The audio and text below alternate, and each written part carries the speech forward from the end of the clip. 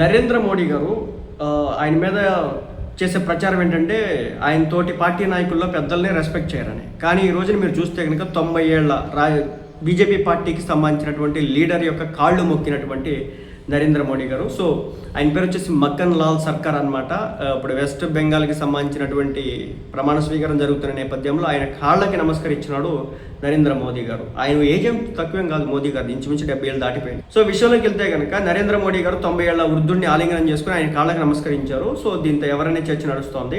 మక్కన్ లాల్ సర్కార్ వెస్ట్ బెంగాల్కి చెందిన అత్యంత సీనియర్ నిబద్ధత కలిగినటువంటి బీజేపీ కార్యకర్త. జనసంఘ్ కాలం నుంచి ఆయన పార్టీ సిద్ధాంతాలకు కట్టుబడి పనిచేస్తూ ఉన్నారు. ఒక్కటే బీజేపీలో ఉన్నటువంటి గొప్పతనం ఏంటంటే, సో ఆ పార్టీలో పనిచేసినటువంటి, ఆ పార్టీతో ర్యాలీ అయినటువంటి, ఆ పార్టీతో కొన్ని సంవత్సరాల పాటు ఉంటే కనుక తప్పనిసరిగా వాళ్ళు సపోర్ట్ ఇస్తూ ఉంటారు. ఆయన జనసంఘ్ ఎప్పుడో చిన్న వయసు నుంచి ఇప్పటి వరకు అదే పార్టీని అంటుపెట్టుకుని ఉన్నాడు, వేరే పార్టీలకు పోలా. ఆయనకి ఆ పార్టీ సపోర్ట్ ఇచ్చినా లేకపోయింది. బెంగాల్లో కాంగ్రెస్, కమ్యూనిస్టు, తృణమూల్ కాంగ్రెస్ పార్టీల హవా బలంగా ఉన్న రోజుల్లో కూడా తీవ్రమైన రాజకీయ ఒత్తిళ్లు, ఒడిదుడుకులను తట్టుకుంటూ ఆయన పార్టీని జెండా మోయడం అయితే జరిగిందనమాట.